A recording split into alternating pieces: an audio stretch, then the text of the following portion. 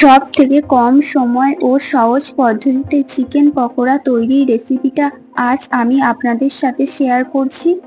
একদম বিয়েবাড়ির মতো মুচমুচে ও টেস্টি চিকেন পকোড়া বাড়িতেই তৈরি করে নিতে পারবেন আমার এই রেসিপিটি ফলো করুন। Hello everyone, welcome back to my channel. আজকে আমার recipe chicken pakora. Chicken pakora বানানোর জন্য আমি এখানে নিয়েছি 300 গ্রাম চিকেন।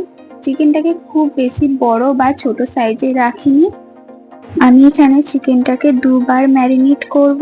ফার্স্ট ম্যারিনেশনের জন্য লাগছে 1 চা চামচ রসুন বাটা, 1 চা চামচ আদা বাটা, ঝালের জন্য 1 চা চামচ কাঁচা লঙ্কা বাটা। আপনারা যেই রকম ঝাল খান সেই অনুযায়ী দিয়ে দেবেন। 2 চা চামচ টক দই, স্বাদ মতো লবণ, 1 চা চামচ গোলমরিচ গুঁড়ো, 1 চা চামচ হলুদ গুঁড়ো, কালারটা একটু ভালো আসার জন্য দিয়ে দিচ্ছি 1.5 চা চামচ কাশ্মীরি লঙ্কার গুঁড়ো,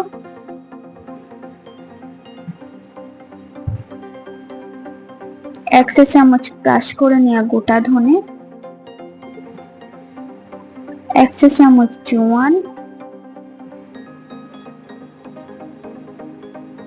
1 চা চামচ শুকনো কাসুরি মেথি পাতা। সব কিছু উপকরণকে ভালো করে চিকেনের সাথে মাখিয়ে নেব।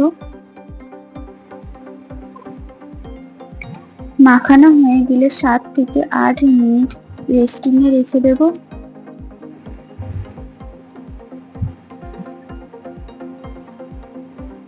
সাত থেকে 8 মিনিট পর চিকেন ম্যারিনেশনের জন্য দিয়ে দিচ্ছি 1 চা চামচ ভিনেগার, একটি পেঁয়াজ, একটি মাঝারি সাইজের পেঁয়াজকে কুচি করে দিয়েছি, ধনেপাতা কুচি,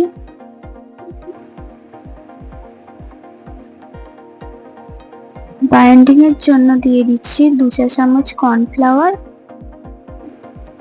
আর 1 চা চামচ বেসন, একটি ডিম। ডিম যারা পছন্দ করেন না তারা স্কিপ করতে পারেন। চিকেনের সাথে সবকিছু উপকরণগুলিকে ভালো করে মাখিয়ে নিতে হবে। মাখানো হয়ে গেলে ডিরেক্ট ভাজতে চলে যাব। প্যানে তেল গরম করে নিয়ে চিকেনের পিসগুলিকে একে একে দিয়ে দেব। একেবারে বেশি দিয়ে দেবেন না, অল্প অল্প করে ব্যাচ ওয়াইজ ভেজে নেবেন। পকোড়াগুলিকে মিডিয়াম টু লো ফ্লেমে ভাজতে হবে। উল্টে পাল্টে চিকেন পকোড়াগুলিকে ভালো করে গোল্ডেন ব্রাউন করে ভেজে নিতে হবে।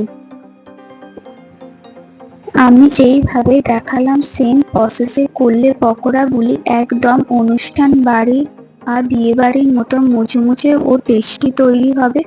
পকোড়াগুলিকে আমার ভাজা হয়ে গেছে, আমি তুলে নেব।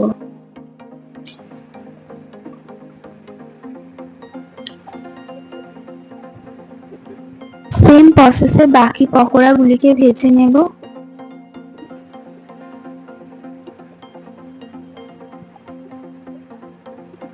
রেসিপিটি কেমন লেগেছে অবশ্যই কমেন্টের মাধ্যমে জানাবেন।